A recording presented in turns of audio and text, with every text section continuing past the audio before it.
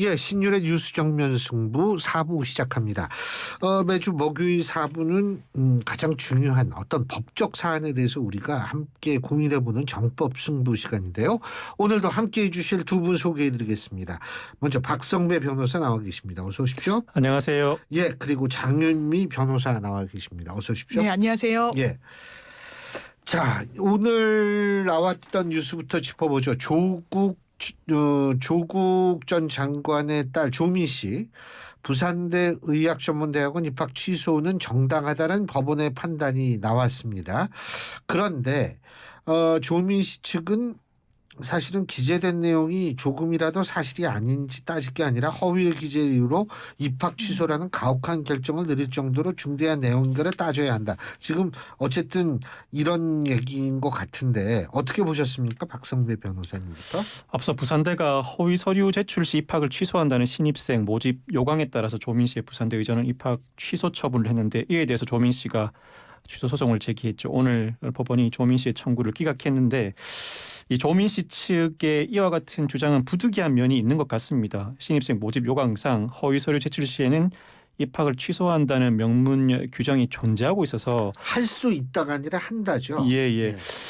이 모집 요강을 뚫고 청구 인용을 받아내기 위해서는 지나치게 가혹하다. 즉 일정한 근거를 보유하고 있지만 재량권은 일탈 남용 주장을 할 수밖에 없는 상황이었던 것 같습니다. 그렇지만 이 재판부 입장에서는 이를 받아들이기 어려웠던 것 같습니다. 입학 취소로 인한 불이익보다는 공정한 입시에 대한 시민 신뢰와 의사에게 요구되는 윤리의식 등이 훨씬 중대하다고 판시했는데 반대로 개인의 청구가 이유가 있다고 해도 공공복리를 고려해서 기각하는 경우가 있습니다. 이를 행정소송에서 사정 판결이라고 하는데 예를 들어서 개인의 토지를 수용해서 댐을 설치했다고 칩시다. 개인의 토지를 수용하는 과정에서 절차 위법이 있다고 해서 개인의 청구를 받아들이게 되면 댐 설치로 이익을 받고 있는 다수의 공공에게 해가 가해지게 됩니다. 이때는 사정 판결이라고 해서 개인의 청구를 기각하는 대신에 손해배상 방안을 제시하는 경우가 있는데 이 조민 씨 측의 이와 같은 주장은 그와 반대되는 주장이죠. 즉 공공의 이익에 해가 되는 한이 있더라도 개인의 불이익이 상당하니 이를 고려해달라는 취지의 주장인데 이와 같은 취지의 주장은 거의 받아들여진 전례가 없고 이 사건에서도 마찬가지 결론이 난 것 같습니다. 예. 장윤미 변호사님은. 네.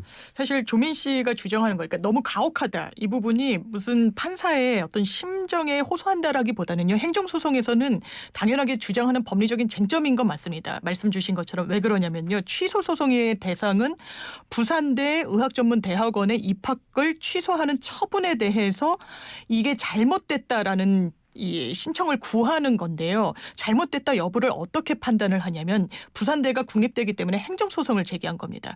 그랬을 때 아까 말씀 주셨지만 재량권을 일탈 남용했는지 혹시 이 처분을 내리는데 절차적인 하자가 없었는지 이 두 가지를 주되게 봅니다. 부산대가 이 부분 입학 취소라는 결정까지 내리기까지 본인에게 청문 절차라고 해서 의견 수렴했고요. 그리고 뭐 징계위 같은 것을 다 열었습니다. 어떤 절차적인 하자는 없다라고 본 거예요. 그렇다면 재량권의 일탈 남용이 있었는지 이 부분은 이를테면 동양대 표창장을 입시 지원 서류로 냈는데 이게 사실상 뭐 합격 불합격 여부에 큰 영향을 미치지 않았다. 거기에 반해서 아예 입학을 원점으로 돌리는 게 너무 지나치게 좀 심하다. 개인적인 어떤 이익과 공익성을 봤을 때 개인적인 침해되는 이익이 더 크다고 보면 재량권의 이탈 남용이 있었다고 법원이 봤을 겁니다. 그런데 일단 의사라는 직군의 특수성도 본 것 같아요. 이 판시 내용을 보면 의사는 고도의 윤리적인 어떤 직업적인 소명이 요청되는 직업이라는 겁니다. 그래서 허위 서류를 냈을 때는 이 부분이 합격의 등락에 영향을 설사 미치지 않았다고 하더라도 완전히 입학을 취소하는 처분이 엄청 잘못했다라고 보기 어렵다는 게 이번 1심 재판부의 결론이었던 셈입니다. 아니 근데 지금 장 변호사님 말씀 이렇게 듣다가 이제 국립대학이라는 점. 네. 두 번째는 뭐냐면 지금 어쨌든 얘기가 이렇게 돌아가는 거 보면 의사라는 측면 이런 거 했는데 고려대학교는 지금 어떻게 된 거예요?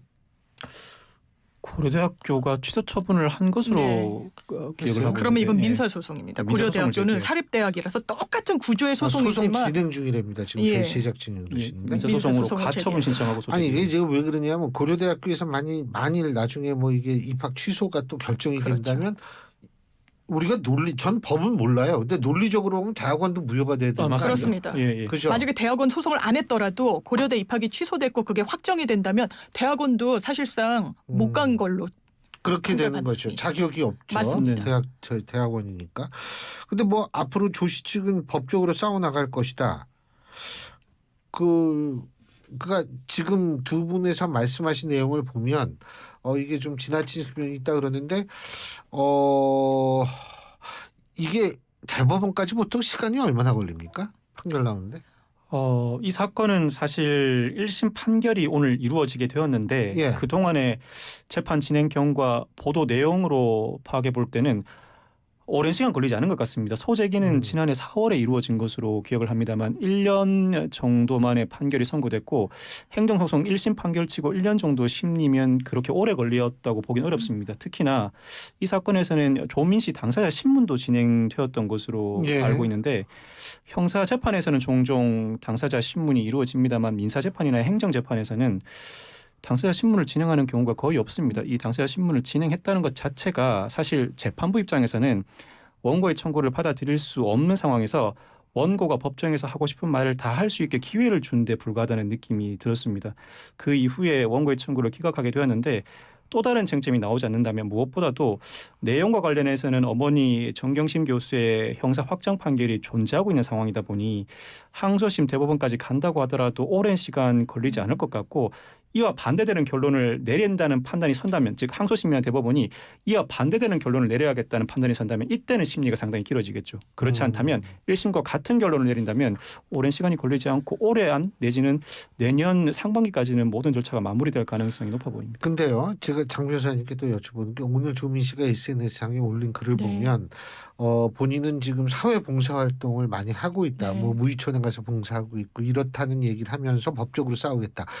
이런 것들이 판결 과정에 이렇게 봉사활동 열심히 하면 좀 어떻게 영향을 미칠까요? 그렇지는 않습니다. 아, 실제로 그렇진 않아요? 허위 서류를 제출한 부분을 법적 평가를 어떻게 할 것인지가 주된 것이기 때문에요. 예. 만약에 형사 사건이라면 정상의 요소로, 그러니까 양형의 요소로 판사님 제가 이렇게 선량한 시민으로서 살고 있습니다. 봉사도 하고 뭐 기부도 합니다라는 게 조금 영향을 미칠 수는 있지만 이거는 완전히 법리 다툼을 하는 행정 소송의 영역이다 보니까 큰 영향은 없을 것으로 보입니다. 또 하나는 의사 면허가 지금 어쨌든 1심 판결에 나왔으니까 네. 당분간 돼야 되는 것 아닌가라는 목소리도 있대요. 이거 어떻게 되는 겁니까 이거는? 그래서 예? 조민 씨 같은 경우에는요. 입학 취소가 되면 의사가 되기 위한 최소한의 요건이 의전원을 입학했어야 되는 겁니다. 그런데 입학이 취소되면 의사 면허는 자동으로 박탈이 되는 거예요. 예. 근데 소송이 진행 중인 상황에서 의사 면허 박탈이라는 바로 그 불이익한 처분을 받으면 너무 회복하기가 어려우니까 집행정지 가처분 신청을 해놓은 상황입니다. 뭐냐면 내 입학 취소 처분을 이 1심 판결 선고 시까지는 보류해 주세요라는 신청을 냈습니다. 보류가 돼 왔었어요. 입학 취소는 좀 유동적인 상황으로 됐던 겁니다. 근데 이게 1심 판결 선고로부터 30일까지만 효력이 있는 것이거든요. 그럼 항소를 할 걸로 보여요. 법적인 어떤 투쟁을 계속 해나가겠다고 이야기를 하고 있기 때문에 그러면 이 집행정지 신청도 항소심의 판결 선고 시까지는 입학 취소 처분을 조금 연기해 주세요라는 가처분을 먼저 내고 항소를 할 것으로 보이는 상황입니다. 아니 이거 뭐 사실 아까 고려대 같은 경우에는 민사소송이라고 그러셨죠? 네. 그 민사소송은 더 오래 걸리죠 일반적으로는. 꼭 그렇지는 않습니다. 민사소송이라고 행정소송보다 더 오래 걸린다는 법은 없고 쟁점이 어느 정도인가 다투는 정도가 어느 정도인가에 따라 달라지는 것이죠. 예. 그렇군요. 아니 잠깐만요. 2022년 10월 8일 날 이 기사인데 지금 어떻게 되는지 모르겠는데요.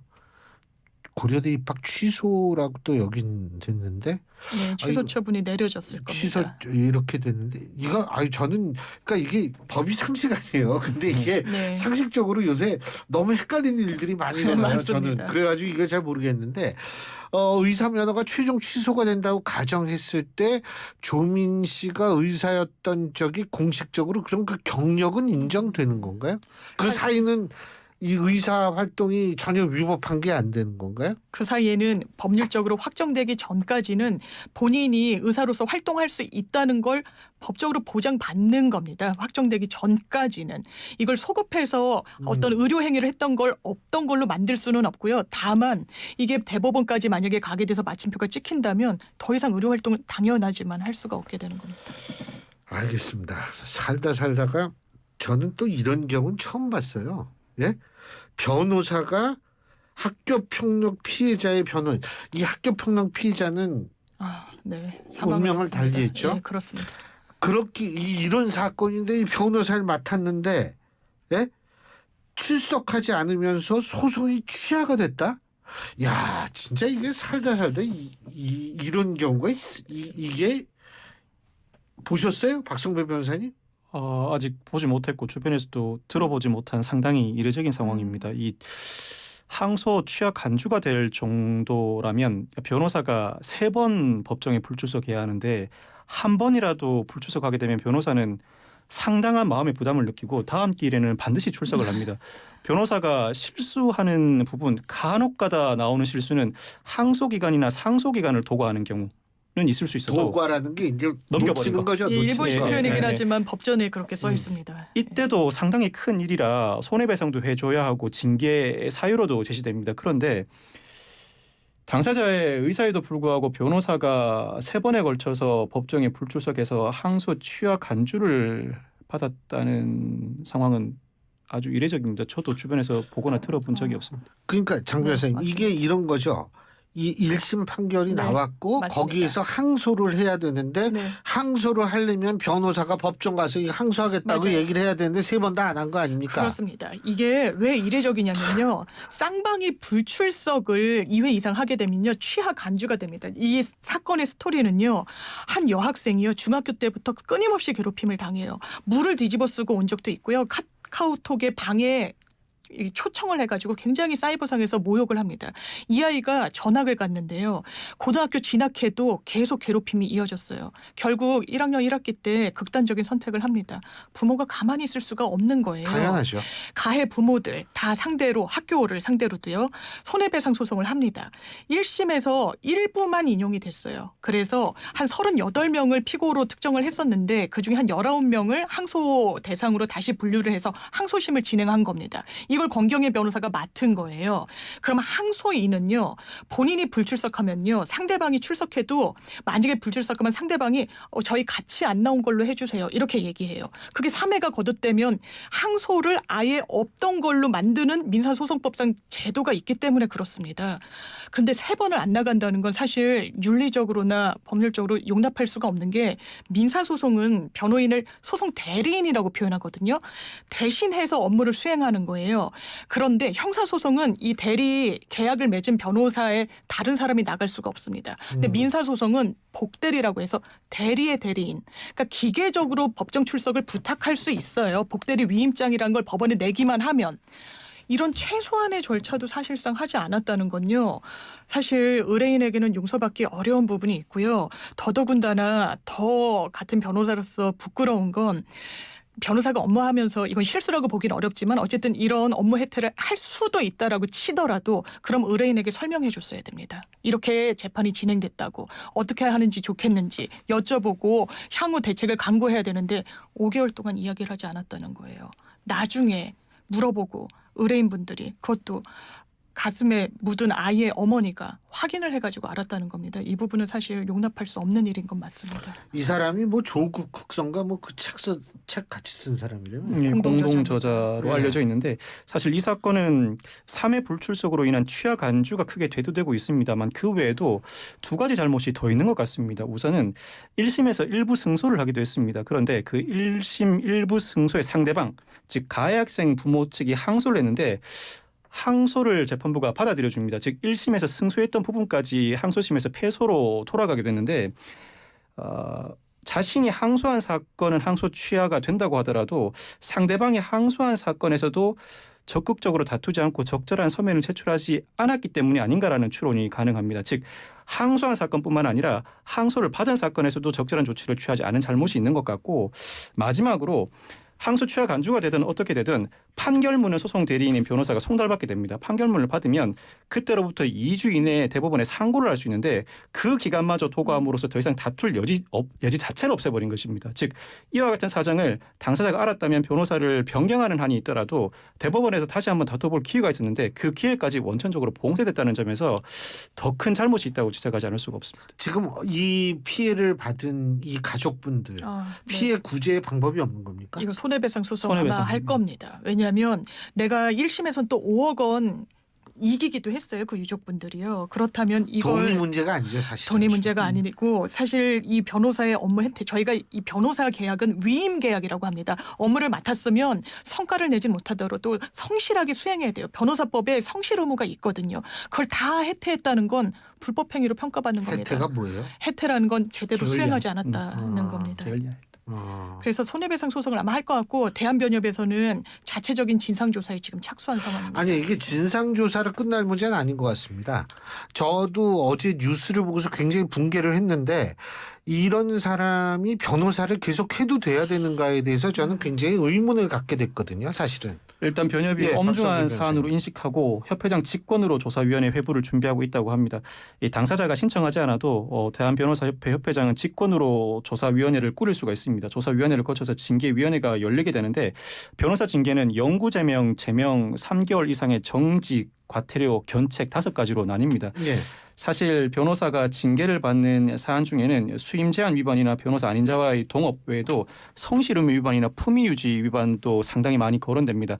사실 이 정도 사안을 여타 변호사 징계 사유와 비교해 볼 때는 정직 3에서 4개월이 나올 가능성이 더 높아 보이는데 사안의 특수성을 감안한다면 즉 사안 자체가 피해 학생이 사망까지 한 사안이라는 특수성을 감안해 본다면 제명도 거론될 가능성이 충분히 있지 않나 싶은 생각이 듭니다. 잠깐만요. 제명을 한다는 건 변호사직을 더 이상 수행할 수 못한다는 없다는 겁니다. 겁니까? 예. 아니 근데 이 변호사 권경의 변호사라는 사람은 뭐 한 번은 뭐 법원 앞에서 쓰러졌다 본인이 건강이 너무 안 좋았다. 그리고 날짜를 착각했다. 뭐 이런 아마 이 변호사 대한변협에서 이제 징계라든지 뭐 이런 걸 할 땐 아마 이런 얘기를 네. 또 할 것 같다라는 생각이 드는데 이게 받아들여질 가능성이 있나요? 믿기 어렵습니다. 왜냐하면요. 정말 쓰러졌다면요.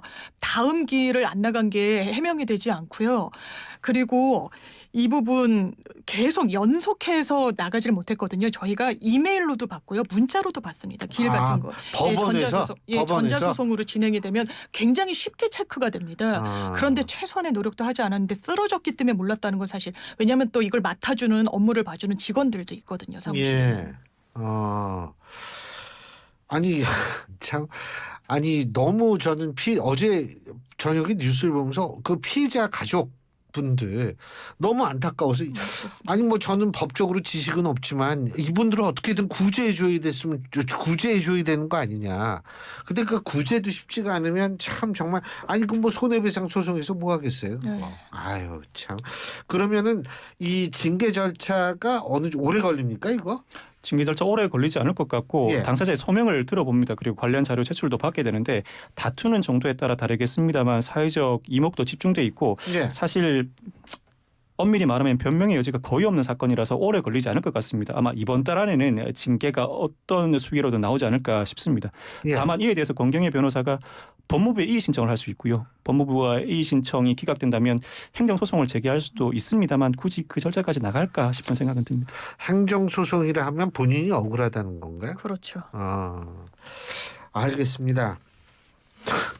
글쎄 본인이 억울하다면 본인의 그 직무 태만에 의해서 피해를 받은 가족들은 얼마나 억울하겠습니까? 오늘 말씀 두 분 여기까지 듣겠습니다. 고맙습니다. 감사합니다. 감사합니다.